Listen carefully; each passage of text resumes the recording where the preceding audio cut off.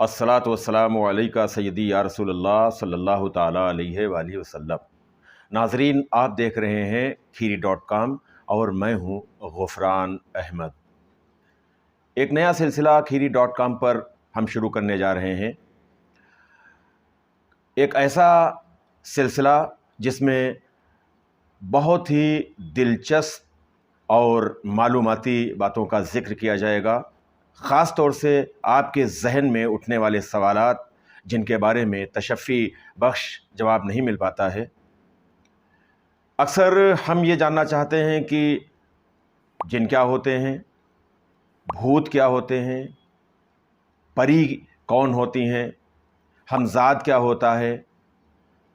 तो इस तरह के उन्वानात पर, इस तरह के टॉपिक्स पर या और बहुत से ऐसे टॉपिक्स हैं जो आपके लिए दिलचस्पी का एक मरकज़ होंगे, दिलचस्पी का एक केंद्र होंगे, जो आप जानना चाहते हैं, आप सुनना चाहते हैं, तमाम चीज़ों के लिए आप अच्छी जानकारी चाहते हैं।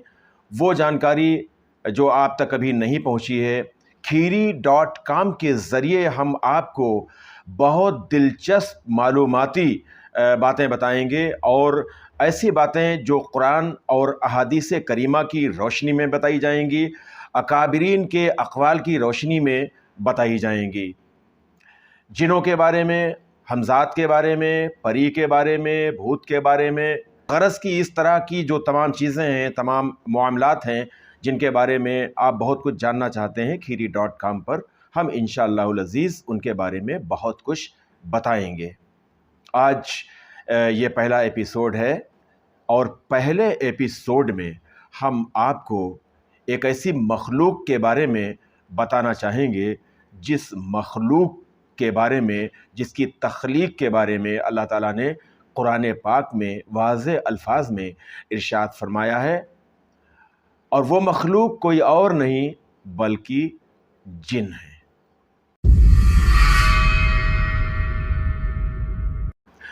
नाज़रीन, जिस तरह इंसानों का वजूद होता है, इसी तरह जिनों का भी वजूद है।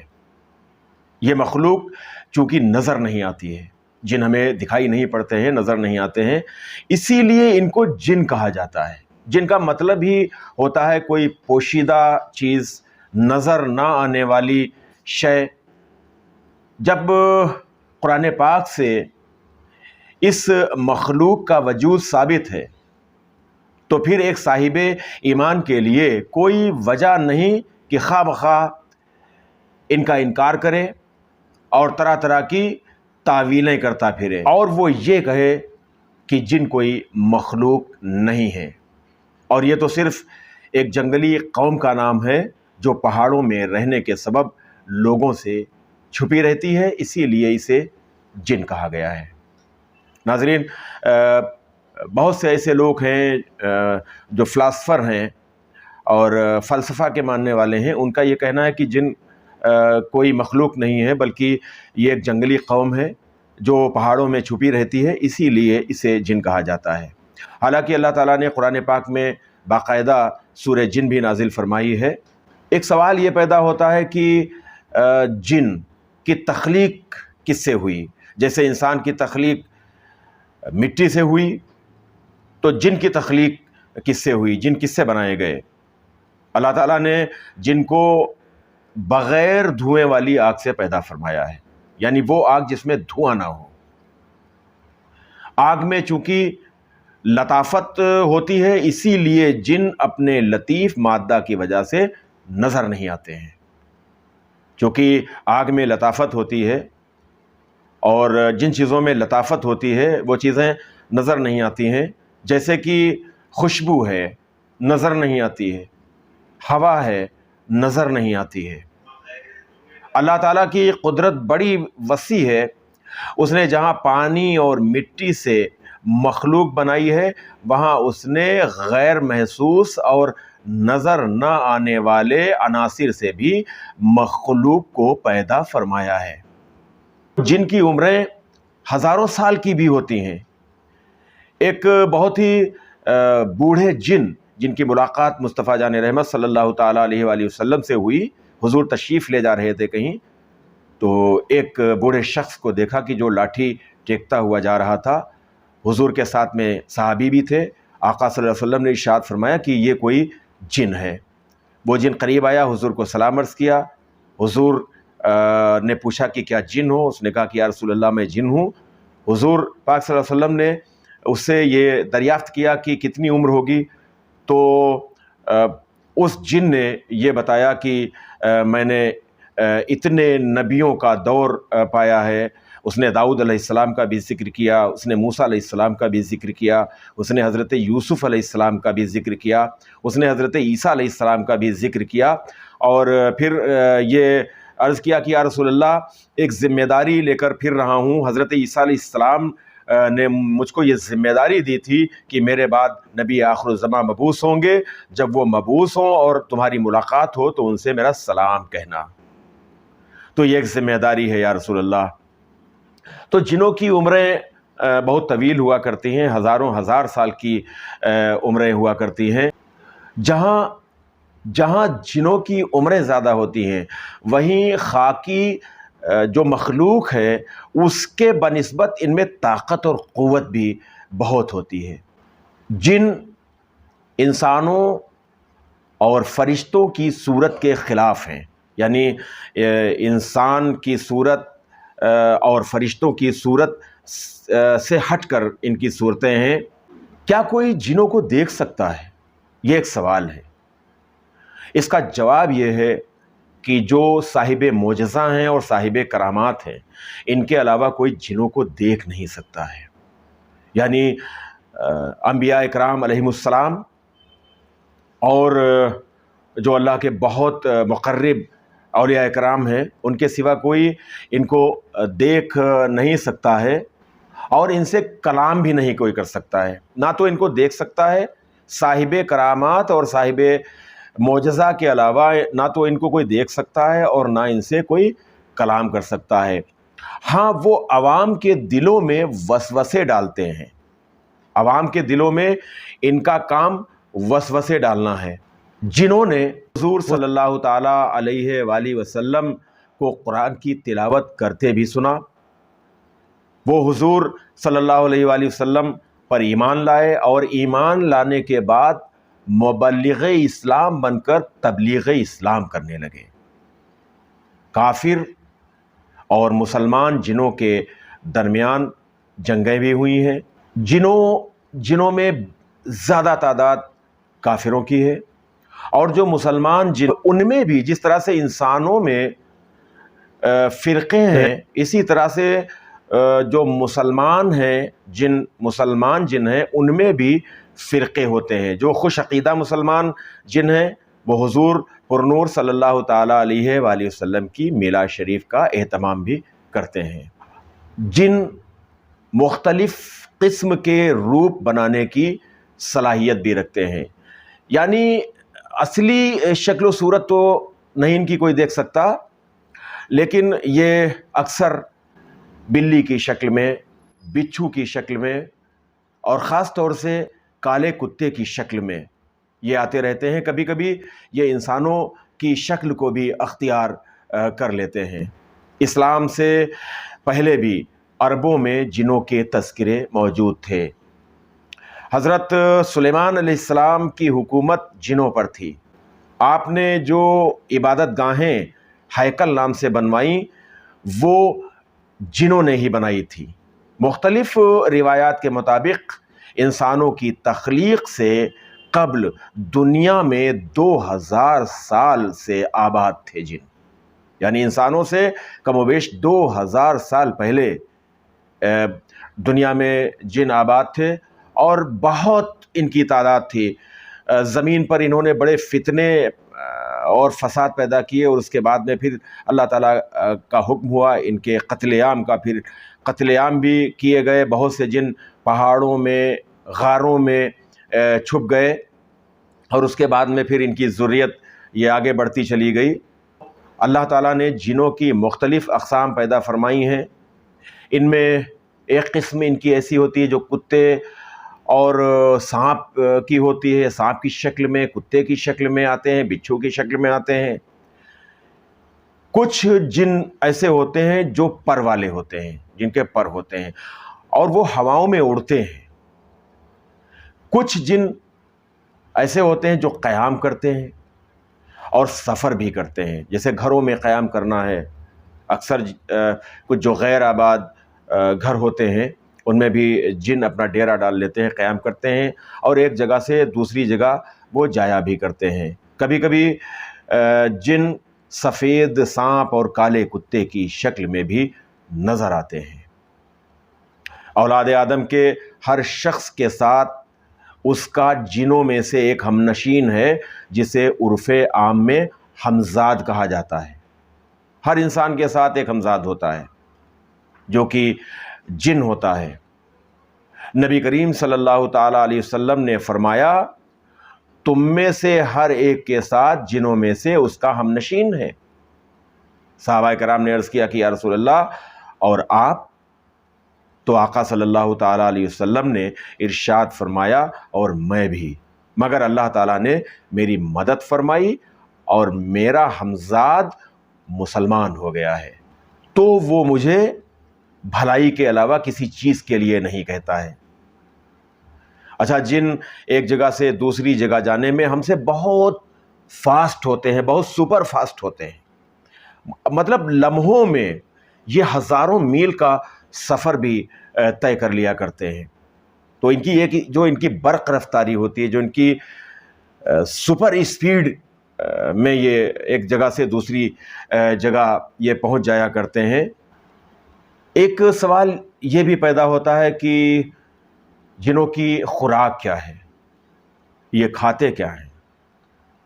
آقا صلی اللہ تعالیٰ علیہ وآلہ وسلم کے پاس اکثر جنوں کے ڈیلیگیشن آیا کرتے تھے، وفود آیا کرتے تھے۔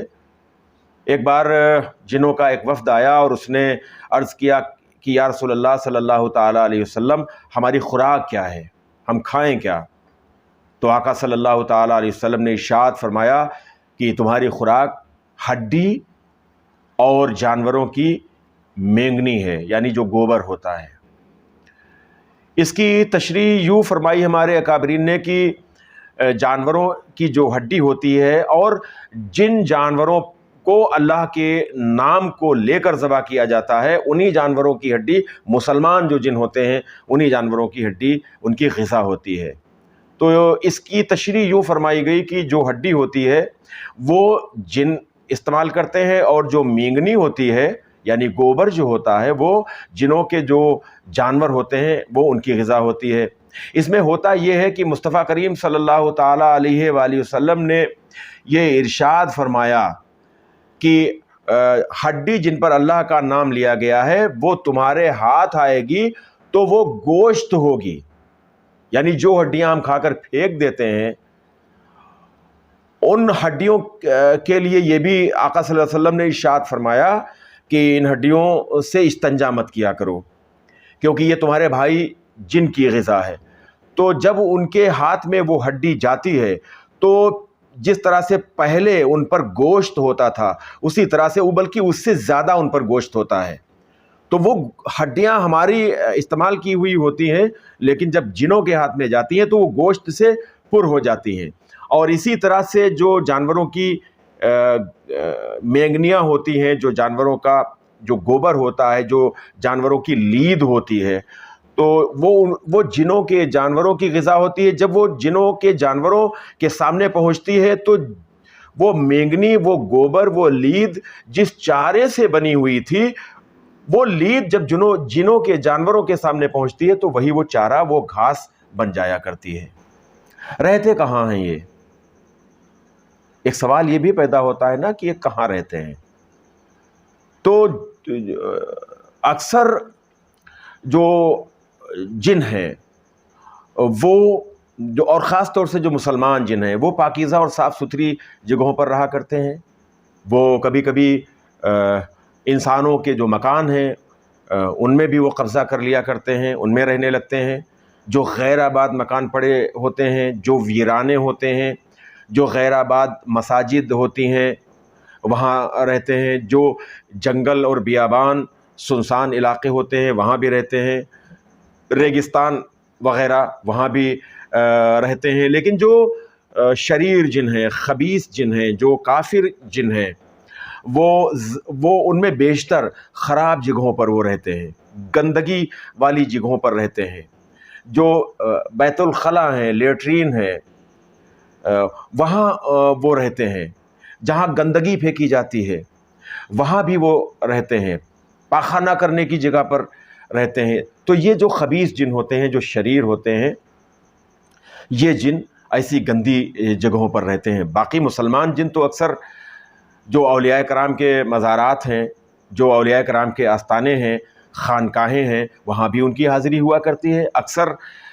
جن مساجد میں نماز بھی ادا کرتے ہوئے دیکھے گئے ہیں، تو مساجد میں نماز ادا کرنے کے لیے بھی جن جاتے ہیں۔ جن مسلمان اور کافر دونوں ہیں، اور کافر دوزخ کا ایندھن بنیں گے۔ جیسے انسان جو کافر ہیں، مشرک ہیں، وہ دوزخ کا ایندھن بنیں گے، ایسے جو کافر جن ہیں وہ بھی دوزخ کا ایندھن بنیں گے۔ قیامت کے دن جنوں کا بھی حساب ہوگا، جیسے انسانوں سے حساب لیا جائے گا ویسے ہی جنوں سے بھی حساب لیا جائے گا۔ ناظرین، ہم آپ کو ایک اور بڑی خاص بات یہ بتانا چاہیں گے کہ جس طرح سے انسانوں میں، آدمیوں میں سب سے پہلے جو انسان ہیں، آدمی ہیں، وہ ہمارے بابا جان ہیں، اور سرکار سیدنا آدم علیہ نبینا علیہ الصلاۃ والسلام، وہ سب سے پہلے بشر ہیں، سب سے پہلے وہ انسان ہیں، سب سے پہلے وہ آدمی ہیں، اسی لیے انہیں ابو البشر بھی کہا جاتا ہے۔ جنوں میں سب سے پہلا کون ہے اور اسے کیا کہا جاتا ہے؟ تو جنوں میں جو سب سے پہلا جن ہے، جسے ابو الجن بھی کہا جاتا ہے، اس کا نام مارج ہے۔ یہ پہلا جن ہے۔ قرآن، اب آپ دیکھیے قرآن شریف میں جنوں کا تذکرہ کیا گیا ہے، ذکر آیا ہے۔ وہ لوگ جو جنوں کے ہونے سے انکار کرتے ہیں، جنوں کے وجود سے انکار کرتے ہیں، جن کا یہ کہنا ہے کہ کوئی یہ کہتا ہے کہ یہ ایک جنگلی قوم ہے جو پہاڑوں میں چھپی رہتی ہے، کچھ کا یہ کہنا ہے کہ یہ بدی کی ایک طاقت ہے، تو وہ سراسر قرآن پاک کا انکار کر رہے ہیں۔ اس لیے کیونکہ قرآن شریف کی 8 سورتوں کی 12 آیتوں میں اور سورہ جن کی 15 آیتوں میں جنات کا ذکر کیا گیا ہے۔ یعنی قرآن پاک کی 8 سورتوں میں 12 آیتوں میں 8 سورتوں کی 12 آیتوں میں جنات کا ذکر ہے، اور پوری سورہ جن ہی نازل ہو گئی۔ تو جنات کا قرآن شریف میں ذکر بھی ہے۔ نبی کریم صلی اللہ تعالی علیہ وآلہ وسلم سے جنوں کی ملاقات بھی ہوئی۔ نبی کریم صلی اللہ تعالی علیہ وآلہ وسلم کے سامنے اور حضور کی دعوت پر جن ایمان بھی لائے۔ حضور پاک صلی اللہ تعالی علیہ وسلم سے قرآن شریف سنا بھی، اور قرآن شریف کی تعلیم بھی آقا صلی اللہ تعالی علیہ وسلم نے جنوں کو دی۔ اور جنوں سے نبی کریم صلی اللہ تعالی علیہ وسلم نے ایک عہد بھی لیا تھا کہ میری امت کو پریشان نہ کرنا، یہ عہد لیا تھا۔ لیکن جس طرح سے بہت سے عہد انسانوں نے بھی کیے تھے، مسلمانوں نے بھی کیے تھے، اور عہد شکنی بعد میں کی اور کر رہے ہیں، ایسے ہی جنوں نے بھی، بہت سے ایسے جن ہیں جنہوں نے اس عہد کو توڑ دیا، عہد شکنی کی۔ ناظرین، اکثر گھروں میں سانپ وغیرہ دکھائی پڑتے ہیں، یا آپ کے دروازے پر کالا کتا آ جاتا ہے، تو جب سانپ دکھائی پڑے تو آپ اس سے کہہ دیں، اس سے، اور خاص طور سے اگر کبھی گھر میں سفید سانپ دکھائی پڑے تو آپ اس سے ضرور ایک بار کہیں کہ اگر آپ جن ہیں تو آپ چلے جائیے، اگر وہ جن ہوگا تو چلا جائے گا، ورنہ پھر سانپ کو اسلام میں مارنے کا حکم ہے۔ ایک چیز اور ہم بتانا چاہیں گے جنوں کے بارے میں، کہ جنوں کی جب تخلیق اللہ تعالیٰ نے آگ سے کی ہے، جنوں کو آگ سے پیدا کیا، جیسے ہماری تخلیق مٹی سے ہوئی، بہت سے ایسی مخلوق ہے اللہ کی جس کی تخلیق پانی سے ہوئی، فرشتوں کی تخلیق نور سے کی گئی، ایسے ہی جنوں کی تخلیق آگ سے ہوئی۔ تو اب ظاہر سی بات ہے کہ آگ سے جن کی تخلیق ہوئی ہے، جو آگ سے پیدا کیے گئے ہیں، وہ تو گرم ہوں گے، لیکن نہیں، آگ سے پیدا تو ضرور کیے گئے ہیں، ہم مٹی سے پیدا کیے گئے، لیکن ہم مٹی تو نہیں ہے، گوشت پوشت ہے۔ اسی طرح سے جن آگ سے پیدا کیے گئے تو وہ آگ تو نہیں ہے، بلکہ ایک بار آقا صلی اللہ تعالیٰ علیہ وسلم نے ارشاد فرمایا کہ ایک جن آیا تھا، اور وہ شریر جن ہوگا۔ مصطفیٰ جان رحمت صلی اللہ تعالیٰ علیہ وسلم ارشاد فرماتے ہیں کہ میں نے اس کی گردن پکڑ کر پٹخ دیا تو اس کا جو لعاب تھا، جو تھوک تھا، میرے ہاتھ پر لگ گیا تو برف کی طرح سے ٹھنڈا تھا۔ یا ایک جگہ یہ ارشاد فرمایا کہ اس کی زبان جب میرے ہاتھ سے لگ گئی، ٹچ کی، اس کی زبان نے ٹچ کیا تو وہ برف کی طرح سے ٹھنڈی تھی۔ تو ایک یہ چیز بھی معلوم ہوئی۔ دوسری ایک یہ بات بھی ہے کہ کیا جن کسی پر سوار ہو جاتے ہیں؟ تو اس کے لیے ہمارے اکابرین نے ارشاد فرمایا ہے کہ جن کسی پر سوار نہیں ہوتے ہیں اور کسی کے اندر حلول نہیں کر جاتے ہیں کہ وہ اندر جا کر اور وہ تحلیل ہو جائیں۔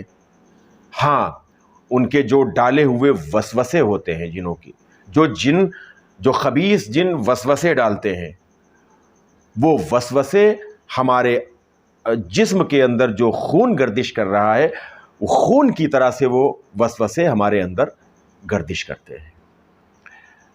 جن اکثر رات کو جب